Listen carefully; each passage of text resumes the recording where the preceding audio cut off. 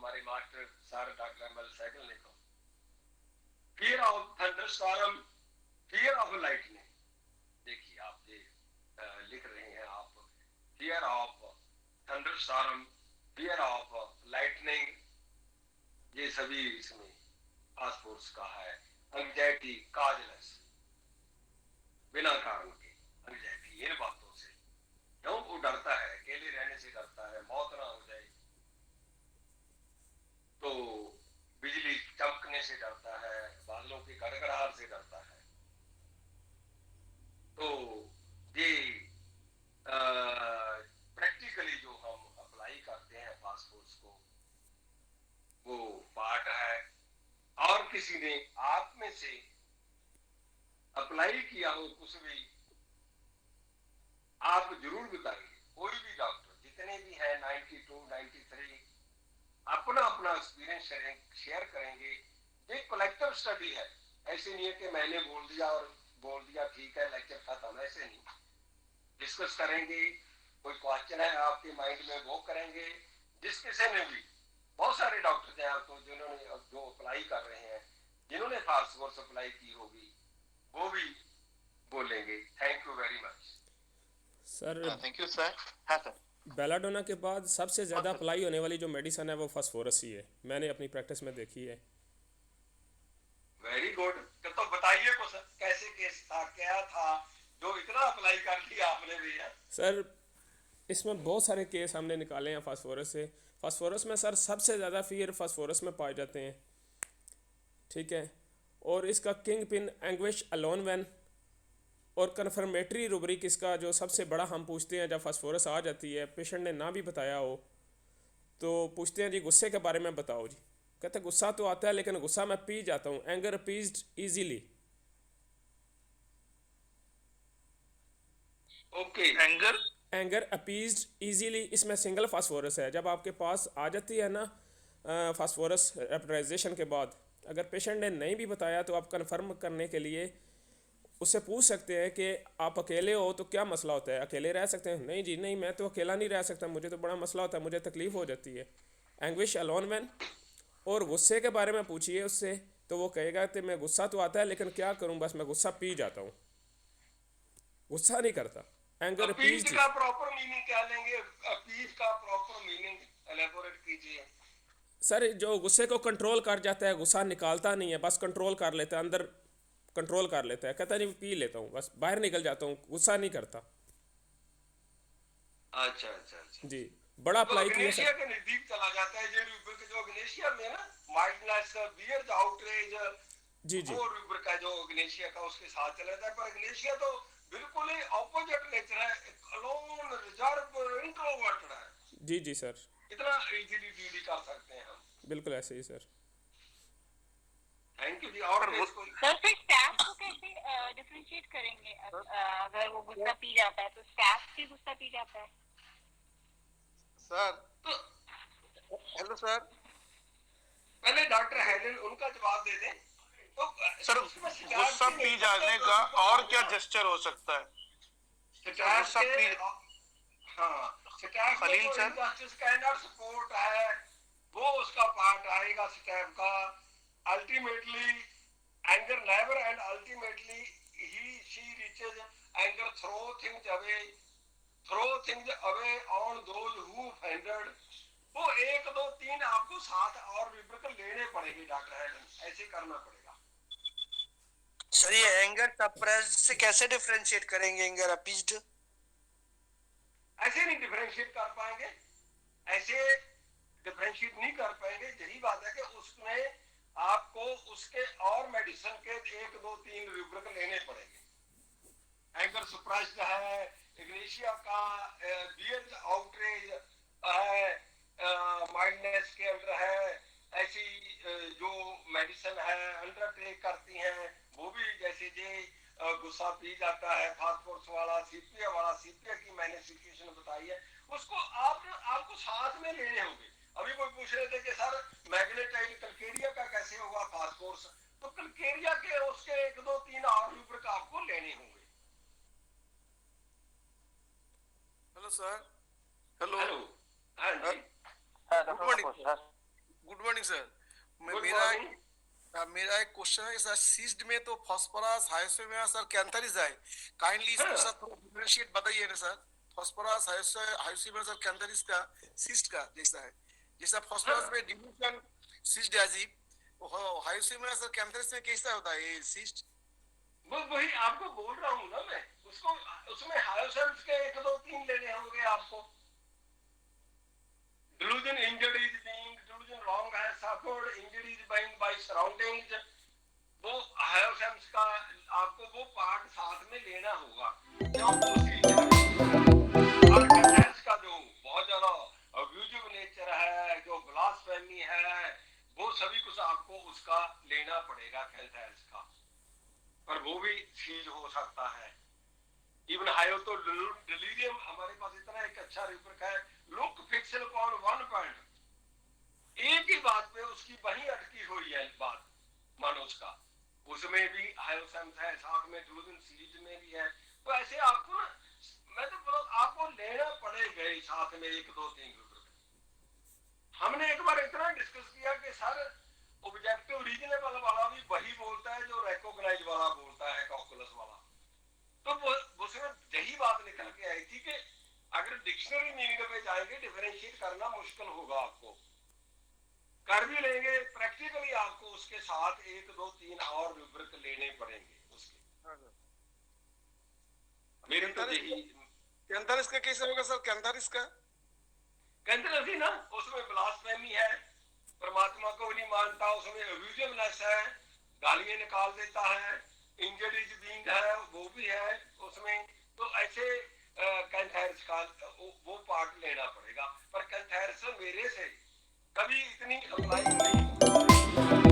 Crime for help में stramonium के साथ है, स्ट्रामोनियम वाला इतना परमात्मा का भक्त है, प्रेइंग प्रेइंग प्रेइंग है, वो सोच भी नहीं सकता कभी।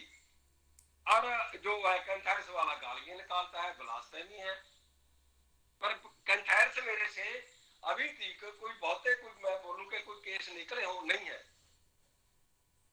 हाँ sir, thank you sir, thank you sir. और किसी के लिए कोई केस अप्लाई किया हो फास्फोरस का, कोई रूब्रिक अप्लाई किया हो?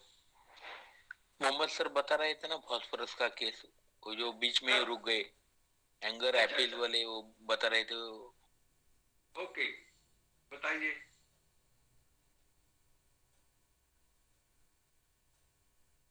बोलिए।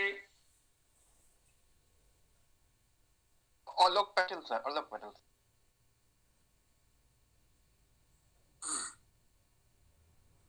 डॉक्टर जवाहरलाल जी। हाँ जी, good morning sir. Good morning sir, एक केस था मेरे पास, एक बच्चा था करीब 17 साल का, और उसके दोनों पैर जो है घुटनों से अकड़ गए थे, खुल ही नहीं पा रहे थे, यानी कि सीधा नहीं हो पा रहा था। पैर जो है केवल उंगलियों के बल आगे खड़ा होता था और नीचे से झुका रहता था कमर से।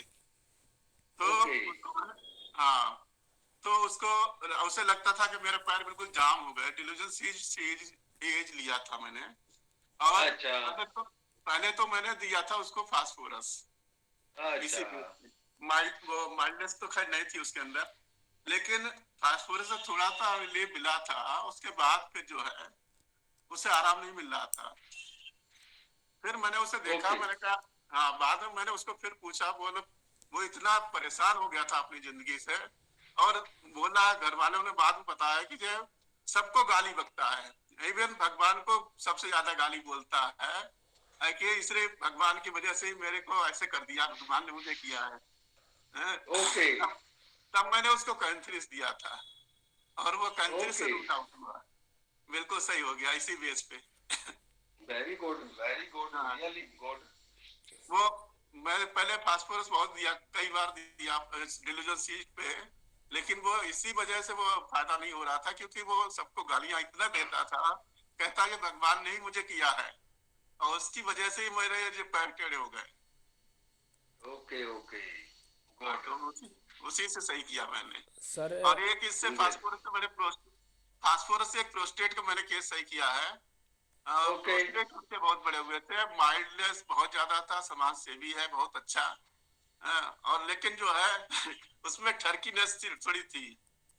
अच्छा अच्छा समझ गए आप? और सीन सर्चिंग लिटिल गर्ल।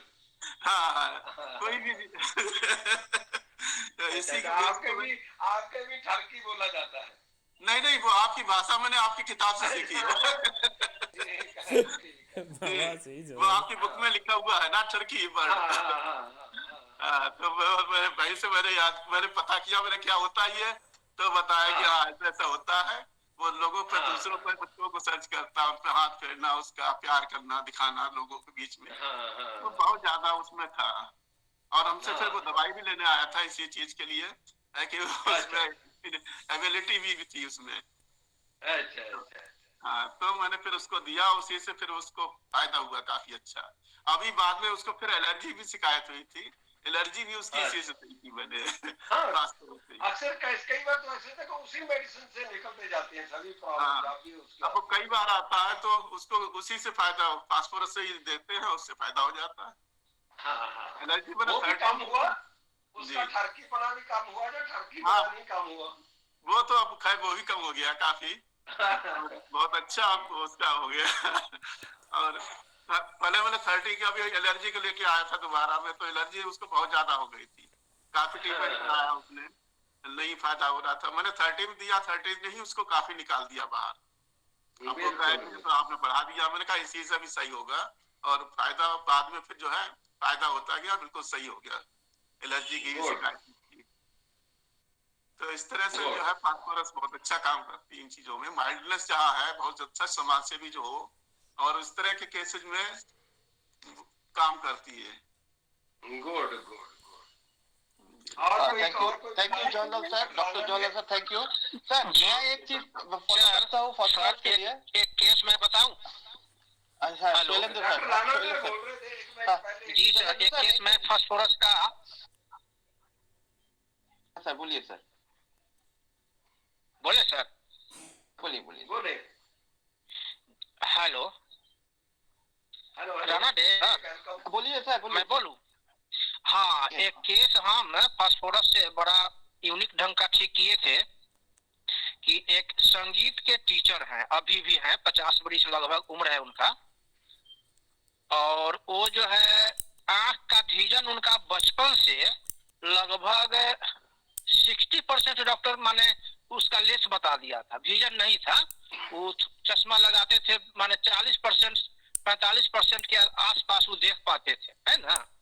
और उसी के आधार पर उनको संगीत में माने शिक्षक के रूप में ज्वाइनिंग हुआ था। तो बचपन से, और डॉक्टर से कहीं कहीं दिखवाए तो बचपन से बोला गया, डॉक्टर आंख का डॉक्टर बोला कि नहीं आपका आंख ठीक होने वाला नहीं है। तो वो आदमी अपना उसी आधार पर जॉब भी कर रहा था। तो वो मेरे यहाँ अपने पत्नी के दवा के लिए आए थे, पत्नी की इलाज मेरे यहाँ से चल रहा था। तो वो आए तो हमसे पूछे कि डॉक्टर साहब ये मेरा आंख ठीक हो सकता है? हम बिना समझे बोले कि हाँ ठीक हो सकता है। तो बोले कि सर ठीक हो सकता है तो कीजिए ना इलाज, अगर फायदा हो जाएगा तो लगातार दवाई खाएंगे। दीजिए। इसके आधार पर हम 4-5 रूब्रिक्स लिए थे और उनको फास्फोरस 03 में ट्रांसमिट किए थे सर, हेयर ट्रांसमिशन। तो क्या रूब्रिक और जी सर, रूब्रिक कौन से लिए? हाँ जी। सबसे पहले ठीक हो सकता है, मैंने बोला ठीक हो सकता है, लाइक डिजायर लिए सर उसमें। गुड। टॉकिंग बिजनेस लिए। ओके। परसिवरेंस लिए। ठीक हो सकता है तो दवा दीजिए, लगातार दवा खाएंगे। ओके। हाँ, बस इतना ही पर हमने फास्फोरस 03 में ट्रांसमिट किया उनको सर। और लगभग जी नहीं सर, उसमें हम लोग बाल को ट्रांसमिट करते हैं सर, हेयर ट्रांसमिशन जो होता है ना बाल द्वारा चिकित्सा, वही करते हैं, किए थे उसको, उस पेशेंट को। और 03 पे ट्रांसमिशन के बाद हर 10 दिन पर वो मेरे यहाँ आते थे पीएल के लिए, एसएल के लिए, और वो लगातार ठीक होते चले गए सर। और वो आदमी कहा कि डॉक्टर साहब मेरा चश्मा तो उतर गया, लेकिन डर है जो हम इसके आधार पर ही जॉब करते हैं। ओके। और हमको लगता है कि चश्मा कोई ना कोई हमको लगा कर ही रखना पड़ेगा। और मेरा आँख ठीक है, बगैर चश्मा के भी हम पेपर पढ़ लेते हैं। Okay okay. तो ये मेरे जीवन का सबसे बड़ा यूनिक केस था फास्फोरस से, ट्रांसमिशन से। बिल्कुल सर, बहुत बड़ा है। नमस्ते सर। और वो आदमी कंप्लीट है, बिना बिना चश्मा के देख लेता है। मजा आ गया, कमाल हो गई। नहीं तो कभी ये सर कोई सही से है सर, कोई सही से है Shailendra Kumar sir. Please sir, transmission का जरा बताइएगा भी कैसे आप करते हो। हाँ, ट्रांसमिशन में जैसे मेरे को अगर फास्फोरस का सिलेक्शन हुआ तो मेडिसिन तो वही सिलेक्शन करने का जो मेथड हो आपका, वो सेंडिसिमल स्केल हो या 50 मिलीसिमल स्केल हो, लेकिन ज्यादातर हम लोग 50 मिलीसिमल स्केल में ही ट्रांसमिट करते हैं। और उसमें क्या होता है, एक ड्राम फाइल लेते हैं, शीशा वाला ड्राम फाइल लेते हैं और उसमें डिस्टिल्ड वाटर भर देते हैं और 3, 4, 5 बूंद आरएस भी उसमें डाल देते हैं। और जो पेशेंट होता है उसमें मेडिसिन 50 मिलीसिमल का 2, 3, 4 दाना डाल दिए, डाइल्यूट कर दिए उसको। और उस पेशेंट के बाल को हम लोग उसके माथा से ले लेते हैं, माने जड़ से उखाड़ कर या तोड़ कर, किसी भी रूप में उसको लिया जा सकता है। उसका बाल होना चाहिए और उसको उस दवा में टच करा के आधा नीचे कर देते हैं और आधा हवा में माने ऊपर रहना चाहिए। और वह पेशेंट जहां भी रहेगा उसको हम एक खुराक भी दवा नहीं देते और वह गजब ढंग से उसका स्पीड से फायदा होता है उसके बीमारी के इंटेंसिटी के आधार पर। अगर बहुत पेशेंट बीमार बहुत बेचैन है दर्द से, तब विदिन 1 मिनट आफ्टर क्लिनिक में ही बैठा होगा और कहेगा डॉक्टर साहब बहुत लाभ हो रहा है, हमको तो दर्द घट गया। तो बस उसको लगा दिए, आप 10 स्ट्रोक उसको दे देते हैं हम, है ना, और उसको अपना अलमीरा में फाइल में नाम लिख के रख देते हैं और वो पेशेंट चला जाता है। उसको मात्र पीएल हम देते हैं और वह खाते रहता है, फिर निहटता है, फिर आकर रिपोर्ट करता है और दवा ले जाता है। अगर बहुत दूर का पेशेंट है तो उसको मैं 3 महीने 4 महीने का दवा दे देता हूँ और कहता हूँ कि भाई आप 10 दिन पर हमको फोन करके रिपोर्ट करते रहेंगे। उसके अनुसार अगर पेशेंट कहता है कि डॉक्टर साहब मेरा तकलीफ कुछ बढ़ गया है, तो मैं उस हेयर ट्रांसमिशन को डिटैच कर देता हूँ, माने उस बाल को निकाल के उस मेडिसिन से हटाएंगे और 5-7 मिनट के बाद से उसका तकलीफ अगर बहुत बेचैनी वाला है तो 2 घंटा के बाद हम ही लोग पूछ लेते हैं कि क्या स्थिति है। तो रोगी बोलेगा डॉक्टर साहब पहले से बहुत आराम हो गया है, और बस उसको डिटैच रहने देंगे और पेशेंट मेरा ठीक होता चला जाएगा। और वैसा ही हम लोग करते हैं, बहुत अच्छा रिस्पॉन्स उसका मिलता है।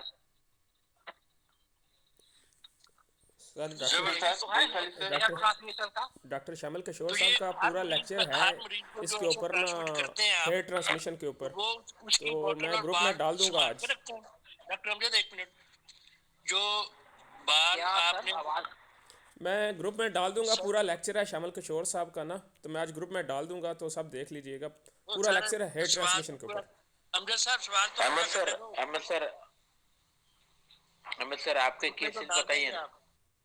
सर मैं उनसे ये पूछ रहा हूँ कि जो मरीज को आपने ट्रांसमिट किया रिजल्ट मिला, वो बाल जो है उसी जो दवाई आपने सिलेक्ट की थी उसी में आपके क्लिनिक में पड़ा रहता है या उसको कितने टाइम के लिए रखते हैं और फिर उसको जाया करते हैं या क्या करते हैं, ये जरा काइंडली बता दीजिए।